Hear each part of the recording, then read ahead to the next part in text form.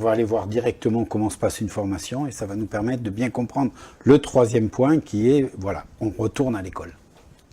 La formation ADEA, assistant de dirigeant d'entreprise artisanale, est une formation diplômante niveau bac qui permet de renforcer les compétences et valoriser les acquis professionnels et qui s'adresse à tout public, même si les conjointes de chefs d'entreprise sont les plus représentées.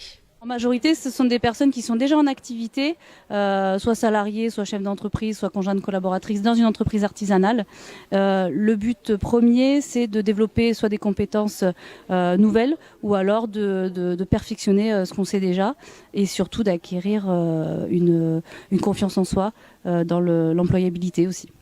Cette formation comporte 4 modules, secrétariat bureautique, RH, stratégie commerciale et gestion d'entreprise, tous sanctionnés par une évaluation continue et un examen final qui vient valider les compétences acquises en 2 ans.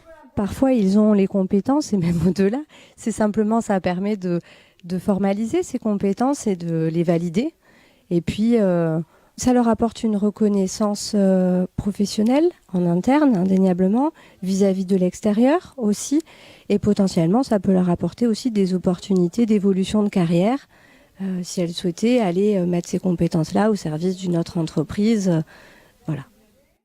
Il y a un double jeu, donc ils sont en entreprise et puis ils sont à l'école. Est-ce que le fait d'être un peu dans le principe de l'alternance, malgré que ça soit bien que ça soit des adultes, ça c'est un plus au niveau de la méthodologie, vous l'utilisez par des exercices, je ne sais pas comment vous prenez vos exemples pour les faire avancer? Alors concrètement, c'est complètement ça, puisqu'elles ont cours le lundi. Là, vraiment, pour parler concrètement, elles ont cours le lundi. Et le reste de la semaine, elles sont en entreprise. Donc dès le lendemain, elles peuvent appliquer sur le terrain ce qu'elles ont appris la veille.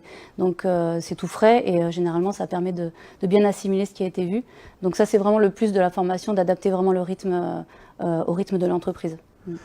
Au niveau, est-ce que vous tenez compte justement d'un besoin? Est-ce que vous allez pouvoir interréagir par rapport à des problèmes qu'elle rencontre sur le terrain? Est-ce que c'est plus facile pour le chef d'entreprise justement parce que ça lui amène des solutions pendant la formation et pas que seulement après? Alors là c'est idéal parce que le groupe existant, elles sont 8 et elles sont toutes dans des activités du bâtiment.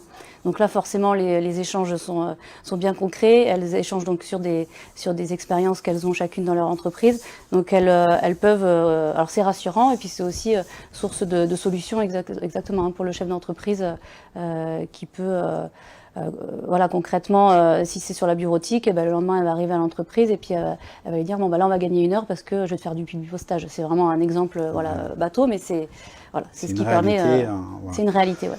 Combien de personnes par stage vous essayez d'avoir? Est-ce que c'est le maximum ou il y a un nombre à ne pas dépasser? Ouais, on essaye d'être sur le 8-10 maximum pour garder une qualité dans la formation. 4 modules, justement, est-ce qu'il n'y a pas des moments où ils décrochent parce que c'est des choses complètement différentes? On va parler de la relation humaine et on va parler de bureautique, c'est pas du tout la même chose. Donc, est-ce que vous arrivez à ce qu'il y en a une qui va être forte dans un cas, moins forte dans l'autre? Comment vous trouvez cet équilibre? Alors c'est elle qui se le crée, l'équilibre. Ce que je disais tout à l'heure, c'est elles s'entraident, donc forcément l'équilibre se fait de cette façon-là. Après il y a le gros module qui fait un peu peur et qui est le plus complexe, je dirais, c'est la gestion d'entreprise et qui est le plus long aussi. Donc c'est là où il faut s'accrocher parce qu'effectivement c'est très complet et ça peut s'étaler sur plus de 8-9 mois. Donc voilà, c'est pareil, il faut pouvoir gérer tout en même temps.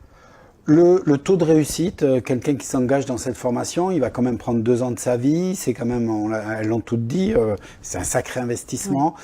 Dans l'ensemble, tout le monde va au bout ou il y a des échecs? Il doit y avoir en moyenne 2 abandons par session, ce qui est voilà, ça va. Soit pour des raisons personnelles ou des raisons liées à la formation, parce que pas assez de temps justement. Mais sinon, le taux de réussite est à 100% pour les personnes qui vont jusqu'au bout. Alors, je veux m'inscrire. Comment je fais? Quand est-ce que vous avez la prochaine session? Bientôt? C'est déjà fait? C'est trop tard? Oui, alors le prochain module débarque, mais là, dans 2 semaines, donc ça va être trop juste pour s'inscrire. C'est le module stratégie commerciale.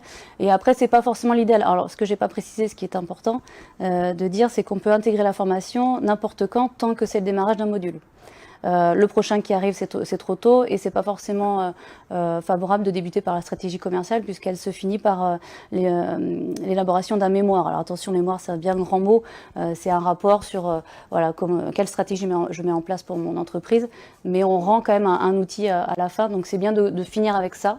Voilà. Et sinon, le prochain module où il est plus opportun de commencer, c'est la gestion d'entreprise sur mars 2022. Donc gestion d'entreprise, c'est même la base de démarrer.